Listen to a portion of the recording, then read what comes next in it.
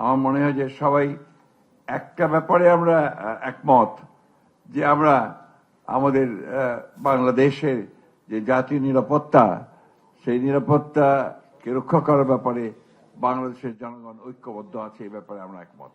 এখানে যে বলা হয়েছে, যে অনেকেই বলতে চেষ্টা করেছেন যে জনগণের মধ্যে আপনার কিছুটা বিভেদ আছে, বিভাজন আছে, সেটা জনগণের মধ্যে নেই। আমার মনে হয় রাজনৈতিক দলগুলোর মধ্যে তাদের মত ও পথ নিয়ে কিছুটা মত পার্থক্য থাকতেই পারে, যেটাই স্বাভাবিক। বাংলাদেশের মানুষ সব সময় কিন্তু আপনার ঐক্যবদ্ধ থেকেছে প্রয়োজনের সময়। প্রতিটি ক্রান্তিকালে, প্রতিটি সংকটে বাংলাদেশের মানুষ ঐক্যবদ্ধ হয়ে তারা বাংলাদেশের নিরাপত্তা রক্ষা করেছে, বাংলাদেশকে রক্ষা করেছে। আপনারা সেই তিতুমিরের সময় থেকে শুরু করেন, ১-২৪ পর্যন্ত আসেন, প্রতিটি সময় বাংলাদেশের মানুষ রুখে দাঁড়িয়েছে, ঐক্যবদ্ধ হয়ে দাঁড়িয়েছে তাদের প্রত্যেকটি জাতীয় স্বার্থ রক্ষা করার জন্য। ৫২ ভাষা আন্দোলন বলেন, ৬৯-এর গণ অভ্যুত্থান বলেন, ৭০-এর নির্বাচন বলেন, ৭১-এর মুক্তিযুদ্ধ বলেন, সর্বক্ষেত্রে মানুষ এক হয়ে লড়াই করেছে তাদের নিজের জাতীয় স্বার্থ রক্ষা করার জন্য।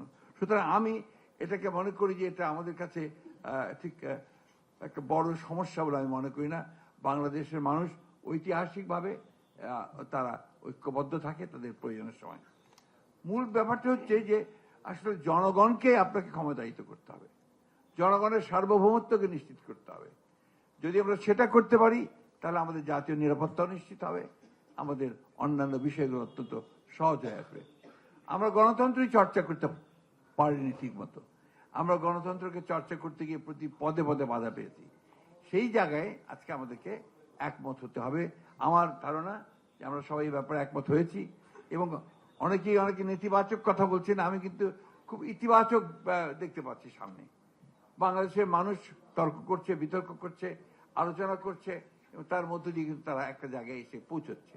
এবং আমি বিশ্বাস করি যে আমরা এই আলোচনার মধ্য দিয়েই, তর্ক বিতর্কের মধ্য দিয়েই আমাদের সেই জায়গাটা আমরা পৌঁছবো, যেখান থেকে আমরা সত্যিকার অর্থে আমাদের গণতান্ত্রিক প্রতিষ্ঠানগুলোকে নির্মাণ করবার জন্য একটা সঠিক পথ খুঁজে বের করতে পারবো।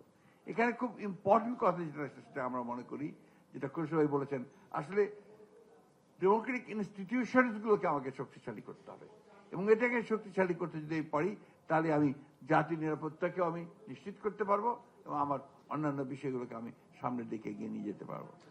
আমি সেই কারণেই বক্তব্য দীর্ঘ না করে শুধু এটুকুই বলতে চাই যে আসুন আজকে কোনো নেতিবাচক চিন্তা না করে আমরা সবাই একমত হয়ে এই যে সামনে যে সময়টুকু, যে খুব দ্রুত আমরা একটা গণতান্ত্রিক ব্যবস্থার মধ্যে জিততে চাই, সেখানে আমরা যেন দ্রুত যেতে পারি, তার জন্য আমরা সবাই যেন কাজ করি।